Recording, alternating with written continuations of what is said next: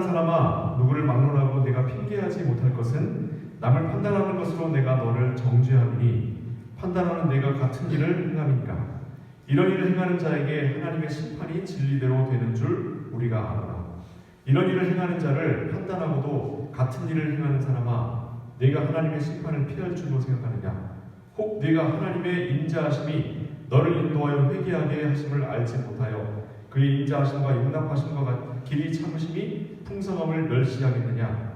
다만 내 고집과 회개하지 아니한 마음을 따라 진노의 날, 곧 하나님의 의로우신 심판이 나타나는 그 날에 임하여 진노를 내게 쌓는도다.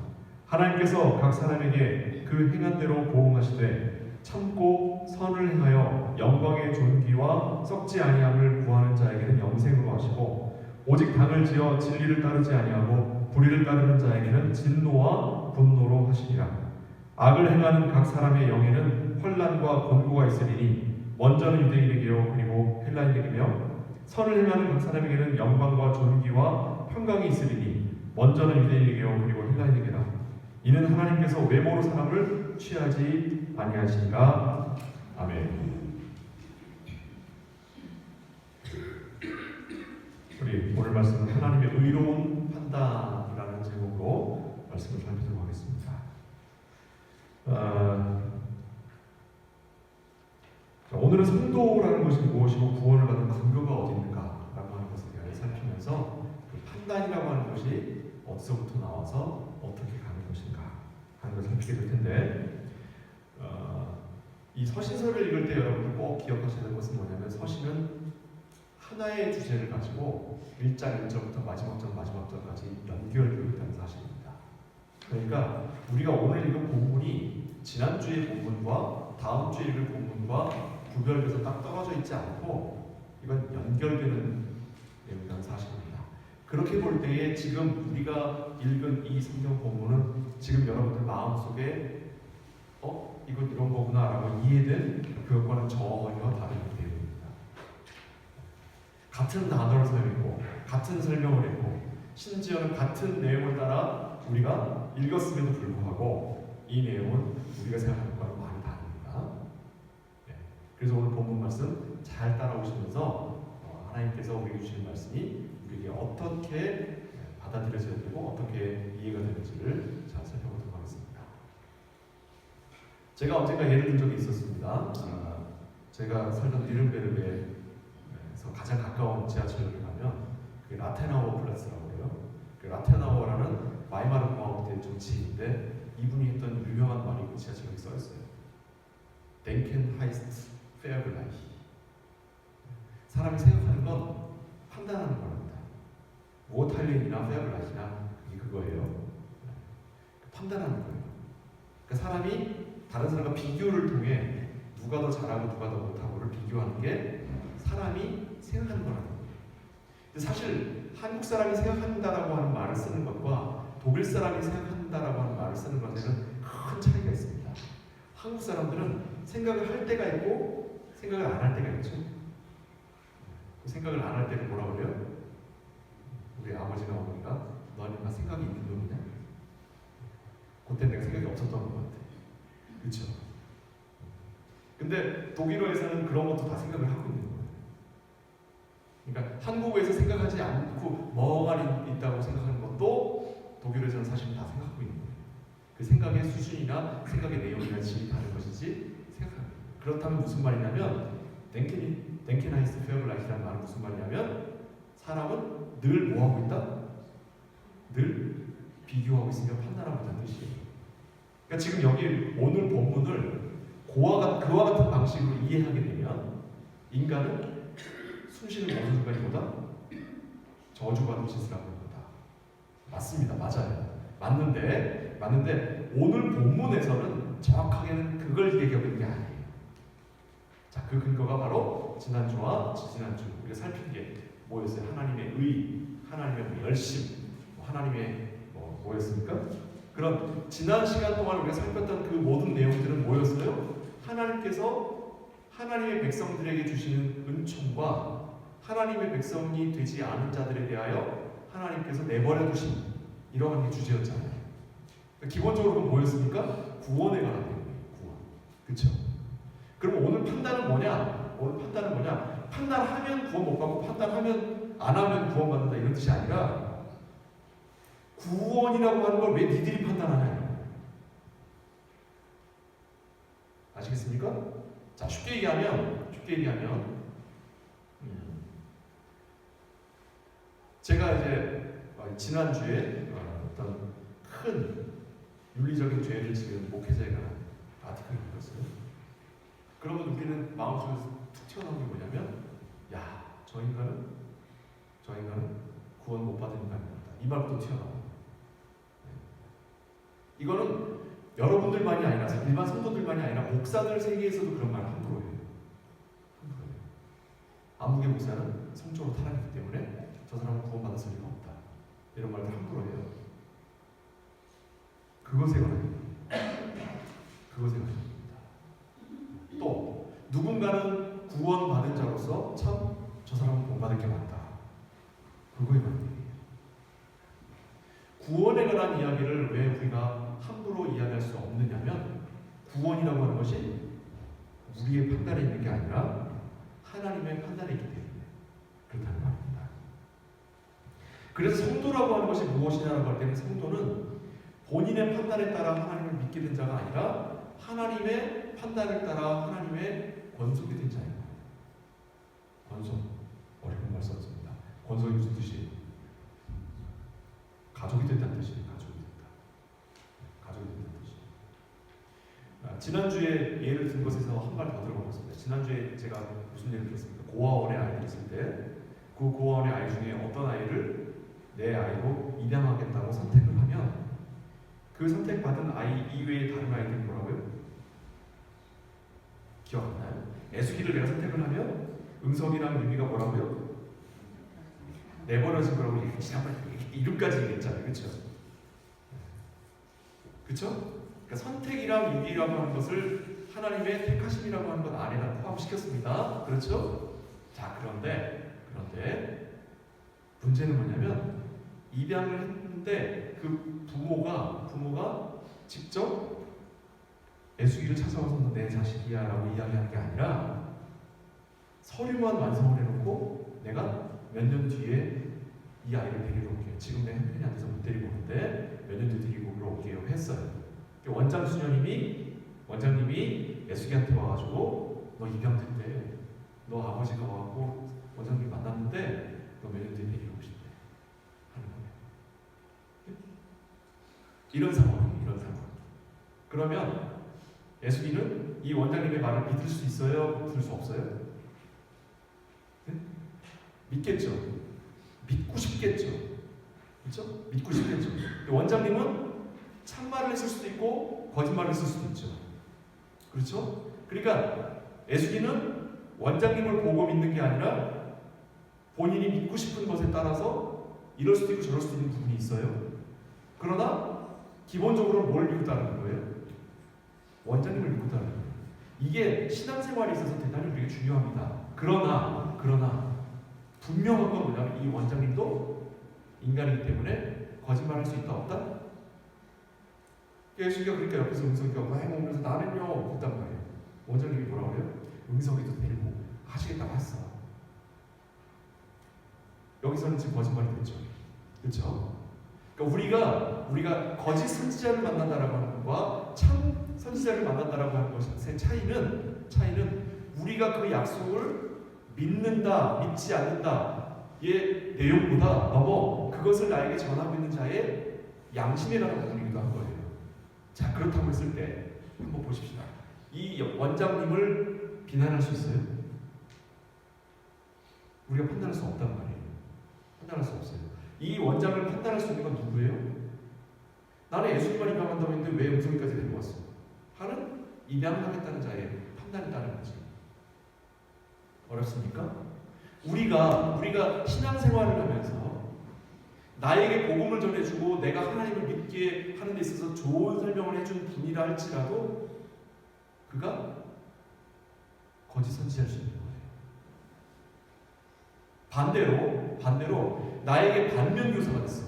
저런 기독교인데도 불구하고 저 따위 인간이라면 난 교회 다니고 싶지도 않아. 하는 사람인데도 불구하고 그가 하나님의 백성일 수 있는 거예요. 왜요? 그 판단은 우리에게 있는 게 아니라 누구에게 있기 때문에?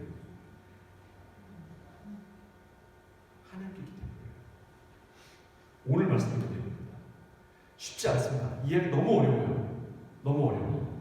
왜냐하면 우리는 살아 숨쉬는 동안에 계속 판단하고 있는 자이기 때문에 어떤 이의 행동을 보고 그 행동의 결과를 보고 우리를 판단할 수밖에 없는 거예요.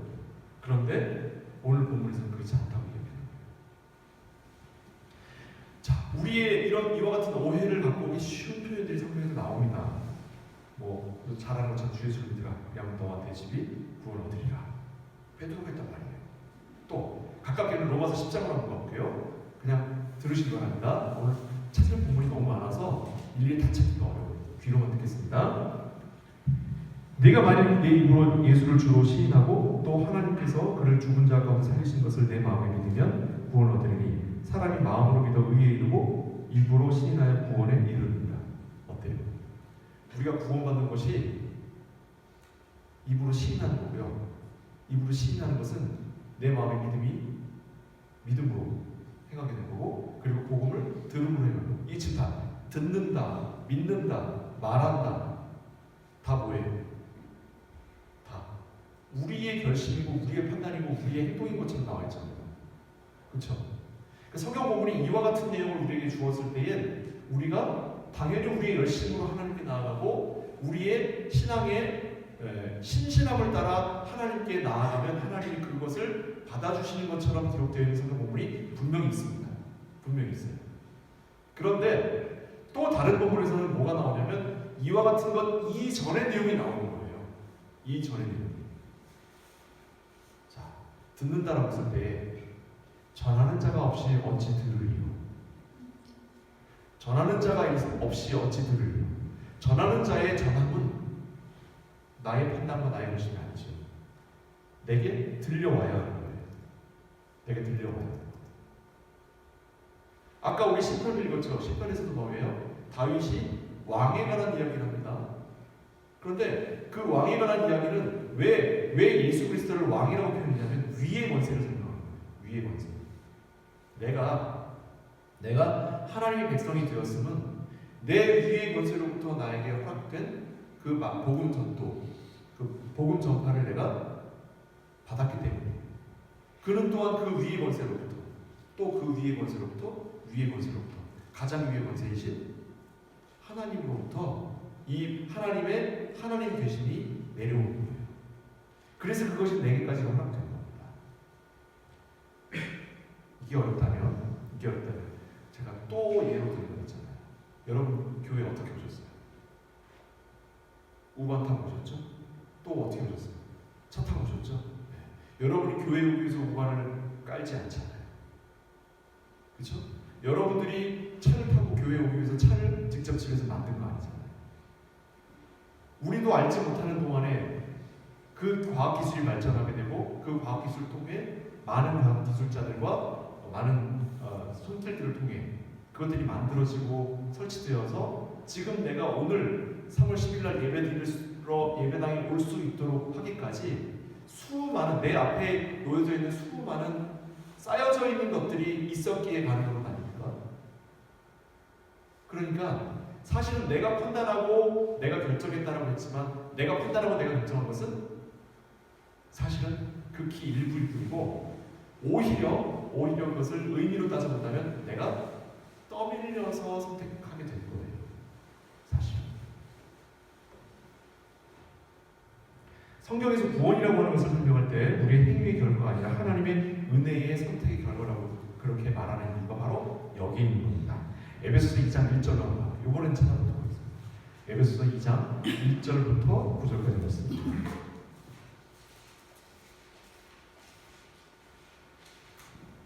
Neue Testament Seite 311, Ephesians Kapitel 2, Verse 1 bis 9.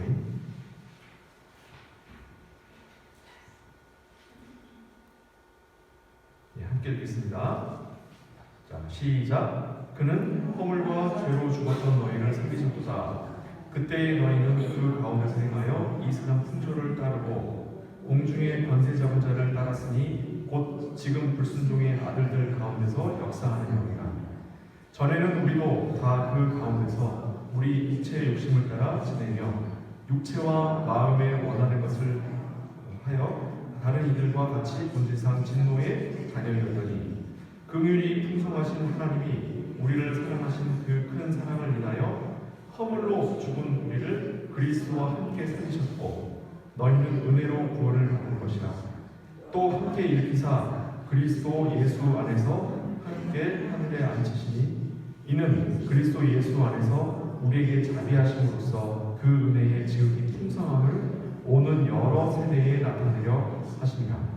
너희는 그 은혜에 의하여 믿음으로 말미암아 구원을 받았으니 이것은 너희에게서 난 것이 아니요 하나님의 선물이라. 행위에서 난 것이 아니니 이는 누구든지 자랑하지 못하게 합니다. 그렇죠? 분명하게 나와 있습니다. 여기 보시면 이전에는 너희가 세상의 풍조에 머물러 있던 자들이었다 이렇게 돼 있어요. 아니요, 목사님, 저는 태어날 때부터 교회 다녔는데요.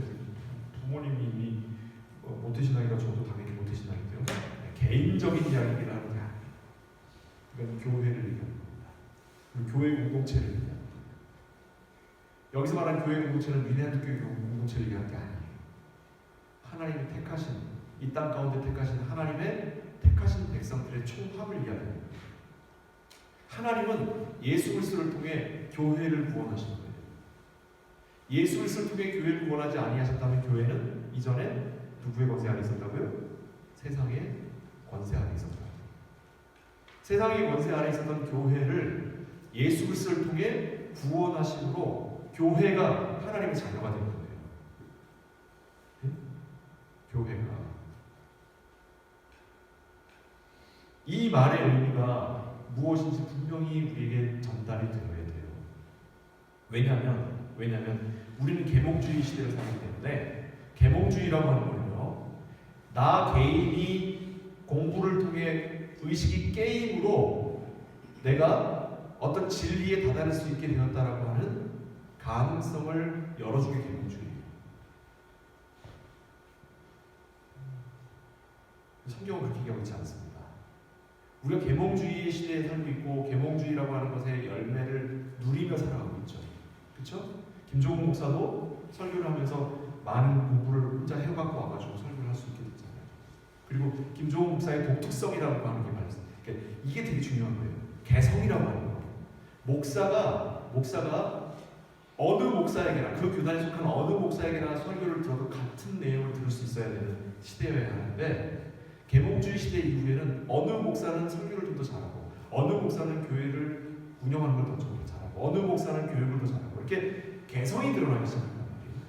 그 개성이라고 하는 게 계몽주의 시대 이후에 나온 이야기예요.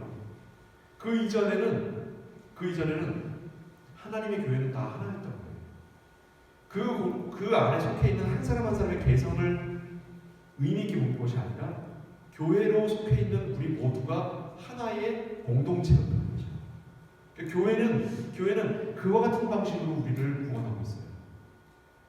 즉, 함께 한 교회를 이룬 우리가 누군가는 돋보이는 일을 해서 그리스도께 기억에 남게 되고, 누군가는 묻혀 있어서 회중 가운데 묻혀 있어서 누가 알기나 하겠어? 하는 그런 방식이 아니에요. 같이 가는 거예요. 함께 같이 가는 겁니다. 함께 같이 가기 때문에 각기 교회에서 자기의 기능을 해야 되는 거예요. 그게 교회의 의미예요. 오늘 공교롭게도 교회에 반주자가 자리 비웠습니다. 비상사태가 나는 거예요. 그래서 앞에 처음에 기도할 때 목사님이 기도했는데 음악이 나와야 되는데 안 나옵니다. 반주자가 실수한 게 아니라 반주자가 와야 하는데 안 오는 거예요. 근데 티가 납니까? 크게? 안 나죠. 그거를 메꾼 거예요. 이게 교회입니다. 이게 교회예요. 교회는 누군가가 실수했을 때 그에게 책임을 묻는 곳이 아니라 그의 부족함을 서로 메꿔주고 덮어주고 격려해 주는 곳이에요. 어떤 이유가 있겠죠. 못 오게 된 이유가. 그 이유를 묻지 않아도 되는 거예요. 이게 교회의 문제입니다. 이것은 우리가 하나님 앞에 무언가 신실함으로 열심으로 무언가를 다해야지만 도달하는 곳이 아니에요. 이곳은 하나님께서 허락하신 곳이에요. 하나님이 우리를 불러 세우셨기 때문에 그곳이 우리에게 허락된 겁니다. 곧 우리가 하나님을 믿는 게 아니라 하나님께서 우리로 하나님을 믿게 하셨고, 우리가 모인 것이 아니라 하나님께서 우리를 모으셨다라고 하는 겁니다. 고린도후서 4장 5절 6절 말씀이 이렇게 되어 있습니다. 우리가 우리를 전파하는 것이 아니라 오직 그리스도 예수의 주 되신 것과 또 예수를 위하여 우리가 너희의 종된 것을 전파하니라. 어두운 데서 빛이 비추기라 하시던 그 하나님께서 예수 그리스도의 얼굴에 있는 하나님의 영광을 아는 빛을 우리 마음에 비추셔 주셨느니라. 이게 왜 중요하냐면요, 하나님을 아는 빛을 비추셨다는 말이 왜 중요하냐면, 하나님이 세상을 창조할 때 제일 처음 창조하신 게 뭐예요? 빛이죠. 빛이죠. 자, 질문. 빛은 어디서부터 시작됩니까? 에너지는 어디서부터 나와요? 우리가 사용하는 에너지, 빛 에너지는 어디서부터 나오는 거예요? 전기공사에서 에너지 물려가지고 만드는, 우리 인문계 말고, 인문계들은 일단 뭐 자연계만 합니다. 이 세상에 우리가 사용하는 모든 에너지는 어디서부터 출발하는 거예요? 어렵나? 태양에서부터. 그렇죠? 그럼 태양은 몇째 날 만드셨어요?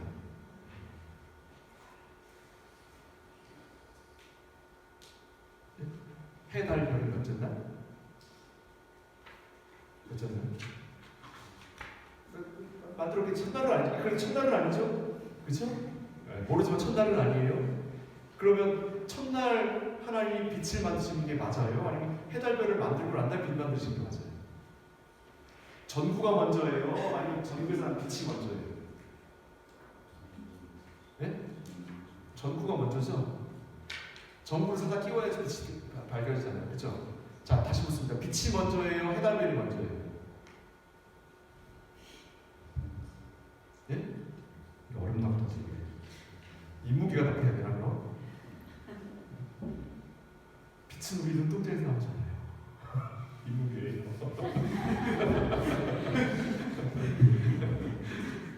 자,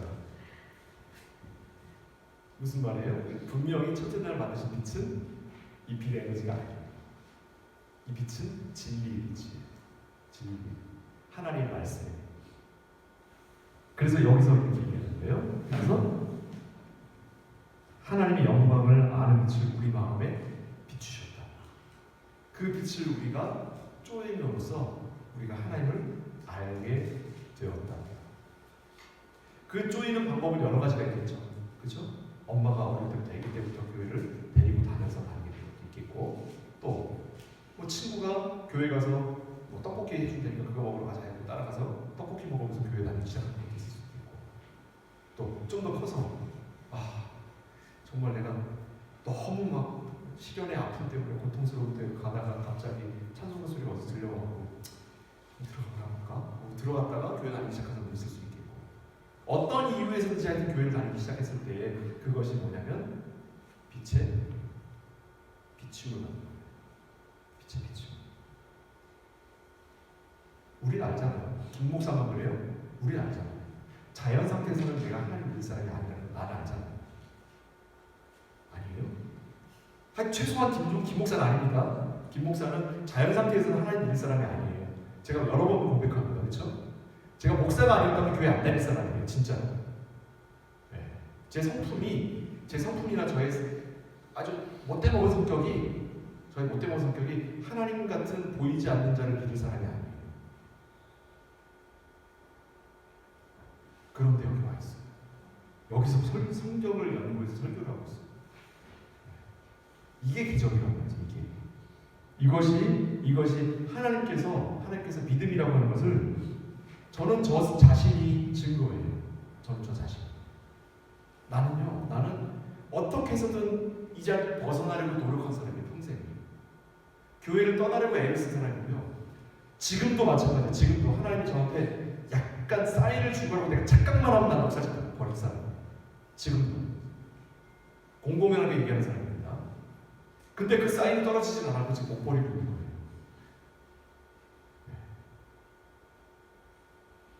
이게 증거라고죠. 믿음이라고 하는 게 이 안에서 나오는 게 아니라 밖에서부터 비추임을 받는 거예요. 비추. 요즘은 그런 얘기를 하죠. 지식이라고 하는 건 이렇게 지식이라고 하는 건 쌓여서 정보들을 갖추고 난 이후에 어떤 이윤가에 의해서 한 번에 블리츠 번개처럼 촥 깨지는 거예요. 그런 거 아세요? 이런 거 알아요? 모르죠? 잘 공부를 해봤어요.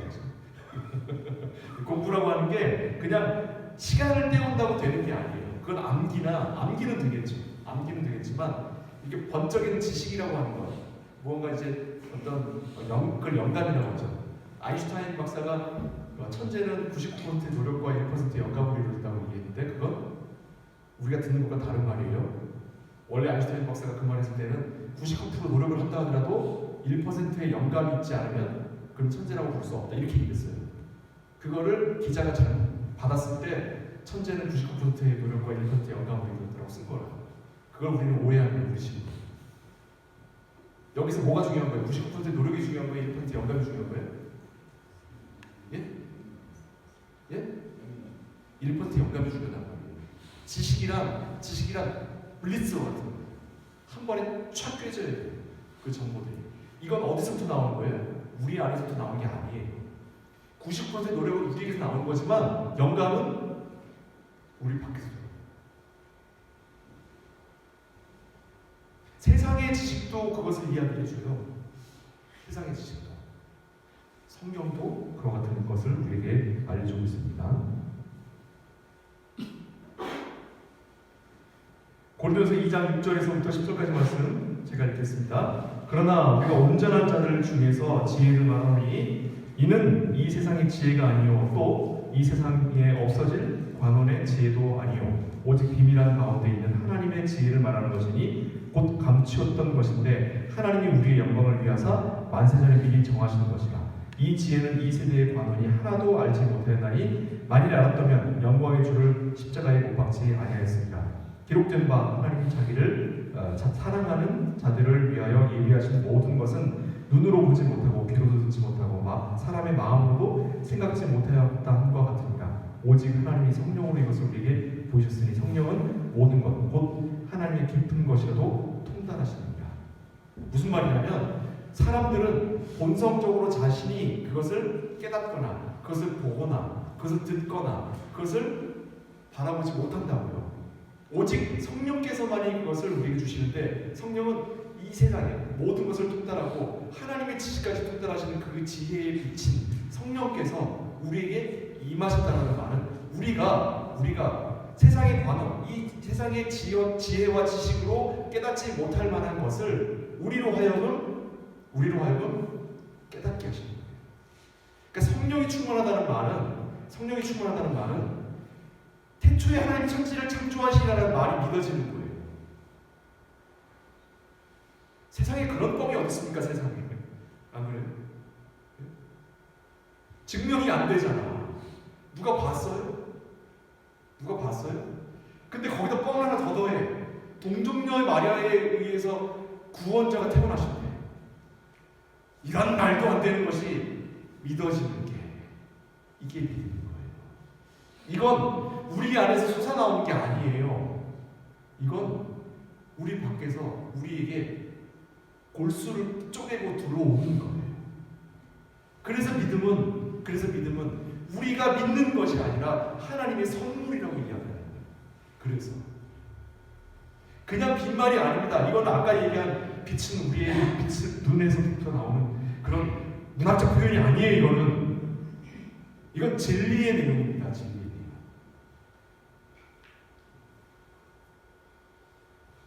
그러면 바울은 어떻게 고백하고 있나 볼까요? 갈라디아서 1장에 가면 이렇게 되어 있습니다. 갈라디아서 1장 13절부터 16절까지 말씀. 내가 이전에 유대교에 있을 때에 행한 일을 너희가 들었거니와 하나님의 교회를 심히 핍박하고 하여 잔해하고 내가 내 동족 중 여러 연갑자보다 유대교를 지나치게 믿어 내 조상의 유전에 대하여 더욱 열심히 있었으나 그러나 내 어머니의 태로부터 나를 택정하시고 은혜로 나를 부르시니가 그 아들을 이방에 전하게 하기 위하여 그를 내 속에 나타내시기까지 기를 기뻐하실 때에 내가 곧 혈육과 의논하지 아니하고 이렇게 되어 있어요. 자, 나의 열심과 나의 수고는 하나님의 뜻과 교회를 잔해하는 일에 대하여 열심을 내는 뿐인 거예요. 사람의 열심은 사람이 만들어낸 열심은 교회를 무너뜨리고 하나님의 진리를 방해하고 하나님을 믿는 성도들을 잔해하는 일. 잔해가 뭐예요? 째어시트요. 그 일에 열심을 내는 뿐이라고요. 사람의 열심. 그런데 태중에서 이미 태초로부터 나를 택하시니가 모태로부터 어머니로부터 나를 하나님께서 부르시고 내가 그런 일에 열심히 할 수밖에 없는 자였음에도 불구하고 그가 나를 돌이키심으로 내가 복음을 전합니다. 그 일로 돌아갈 때 나는 혈육과도 의논하지 않았다고요. 내가 그 일에 대하여 나에게 도움을 줄 만한 사람이 있다 없다? 없다고요. 우리가 하나님을 믿고 우리가 신앙생활하는 데 있어서 사람을 보고 사람을 믿고 믿지 않아야 하는 이유가 여기입니다. 암기 목사님 설교 들어봤어? 그 목사님 설교하면 정말 천상의 목소리야. 하나님의 진리의 말씀. 난 그 목사님 설교만 들으면 정말 나는 이 마음속에 어떤 영혼의 울림이 있는 것 같아요. 속는 겁니다. 속는 거예요. 그런 일은 없어요. 그런 사람일수록 하나님께서는 그 목사님을 어떻게 치실 거예요. 그런 목사님이 넘어지는 걸 볼 때 이 마음속에 실족함이 허락된 것을 넘어서야 비로소 우리가 하나님을 바라볼 수 있게 되기 때문에 하나님이 나를 사모하신다면 내가 믿고 의지하는 자를 분명히 꺾어버리십니다.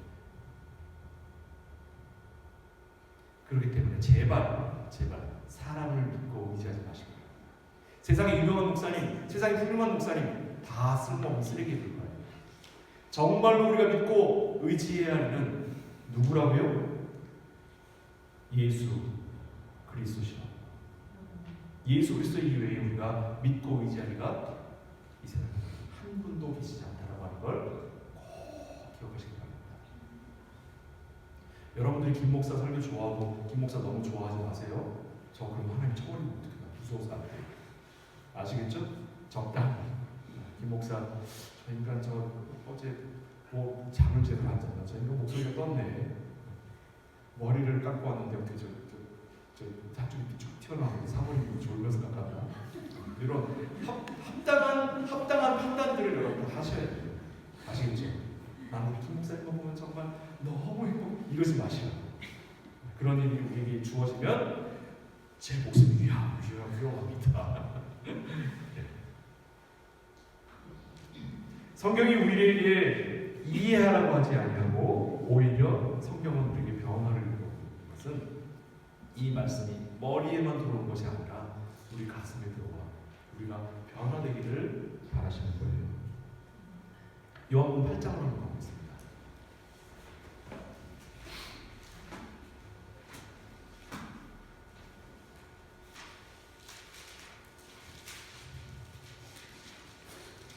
요한복음 8장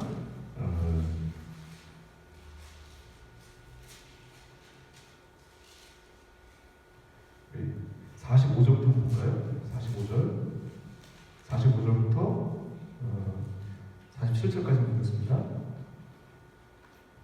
내가 진리를 말함으로 너희가 나를 믿지 아니하는도다. 너희 중에 누가 나를 죄로 책잡겠느냐? 내가 진리를 말하는데도 어찌하여 나를 믿지 아니하느냐? 하나님께 속한 자는 하나님의 말씀을 듣나니 너희가 듣지 아니함은 하나님께 속하지 아니하였습니다. 하나님의 말씀이 선포될 때 하나님께 속한 자들은 그 말씀을 듣게 되어 있어요. 왜냐하면 그의 안에 하나님이 믿음이라고 하는 걸 선물로 주셨기 때문에 그게 귀에 들려오는 거예요. 들려오는 거예요. 그게 듣고 싶어서 듣는 게 아니라 들으려고 듣는 게 아니라 들려오는 거예요. 그러니까 우리는 하나님으로부터 믿음을 허락받은 우리 모두는 어떤 은사를 받았냐면 영분별의 은사를 받은 거예요. 그래서 우리는 이제 하나님의 말씀에 은혜를 덧입은 우리는 이제 이단이나 사이비에 현혹하는 말에 우리가 넘어가지 않는다. 무엇으로? 하나님께서 그렇게 우리를 변화시키셨다.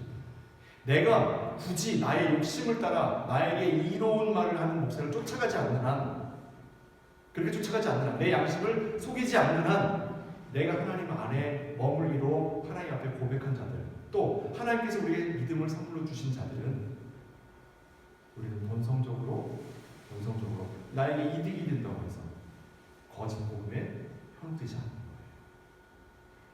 제가 어제 뉴스를 보니까 신천지가 이제 40만 명 된대요. 성도가. 그 40만 명이 40년이 된대요. 그 40년이 된 기념으로 40만 명이 총동원령이 되어졌대요. 네. 신천지가 한데 모여서 이제 정통을 무너뜨리려고 하고 이제 뭔가를 하나 봐요.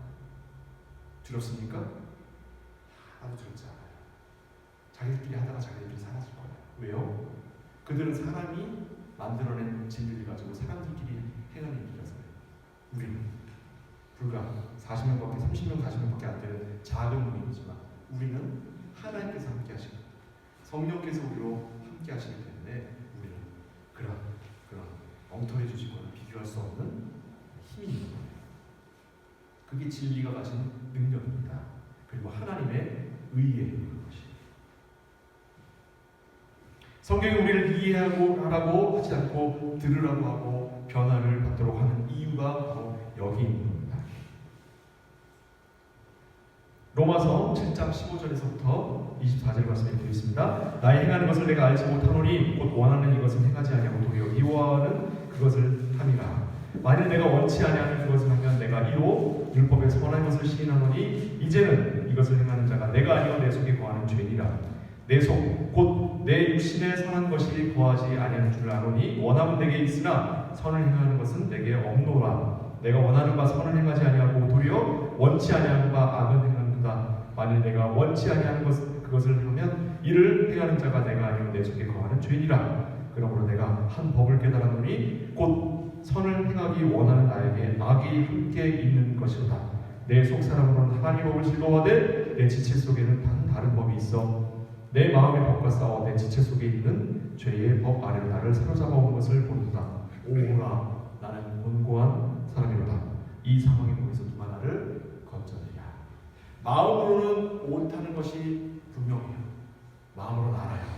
근데 행함이 따라가지 못하는 것은 그저 내가 하나님의 은혜를 입지 못한 자라서가 아니라 내가 사람이기 때문에 나의 영은 하나님께 속한 자이지만 나의 육신은 이 땅 가운데 발을 딛고 살아가기 때문에 우리가 갖게 되는 괴리감이에요. 그것이 우리를 죄악 가운데로 떨어뜨리는 게 아닙니다. 그것이 우리가 가지고 있는 현주소예요. 그렇다면 우리가 누구에게 의지할 수밖에 없습니까? 바로 예수 그리스도밖에 없는 거예요. 그 예수 그리스도를 통해서만이 내가 이 상황에 몸에서 건짐을 받는 거예요. 이 안에 죄를 사랑하는 이것도 나고요. 하나님의 말씀을 사모하는 것도 나예요. 이 두 가지 자아가 내 안에 싸우죠. 어려워요. 쉽게 얘기할게요.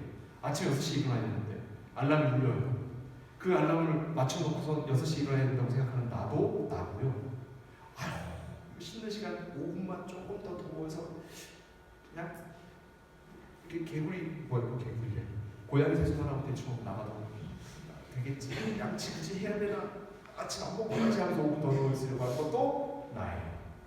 그렇죠? 그렇다고 해서 그것이 나를 우리 집에서 쫓아내고 부모님이 너희 자식아 넌 내 자식이 아니라고 나를 밀어내지 않는다고요.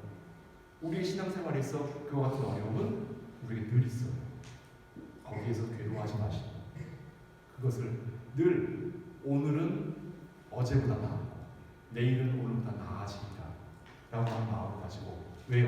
성령께서 나를 붙들어 주시고 예수 그리스도께서 나와 함께 하시기 때문에 이제 오늘보다 내일보다 모레 하나님께 한 걸음 더 나은 하나님의 자녀라고 믿음을 가지고 승리하시기 바랍니다.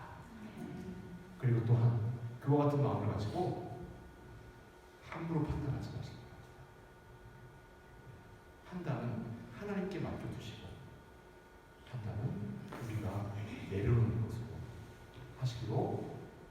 이 시간 결심하도록 하겠습니다. 기도하겠습니다. 사랑하는 아버지 하나님, 하나님께서 의로운 판단을 따라 우리를 하나님의 자녀로 삼으셨을 때에는 그 판단을 하나님께서 하시겠다고 하신 것이지 우리에게 맡겨주신 것이 아님을 우리에게 분명히 하신 것으로 봤습니다. 이제 하나님께서 우리를 자녀 삼으셨으니 우리가 함부로 내가 이와 같은 일을 행해서 하나님으로부터 버림받는다 하지 않고, 저 사람이 저런 행동을 했기에 하나님으로부터 버림받았다라고 함부로 손가락질하지 않으며 오직 하나님의 뜻 안에서 모두가 하나님의 자녀인 것처럼 서로 사랑하고 서로 위로하고 서로 독려하는 하나님의 자녀되기를 소원합니다. 주께서 이 일을 허락하시고 복되게 하여 주옵소서. 예수 그리스도의 이름으로 축복하며 기도합니다.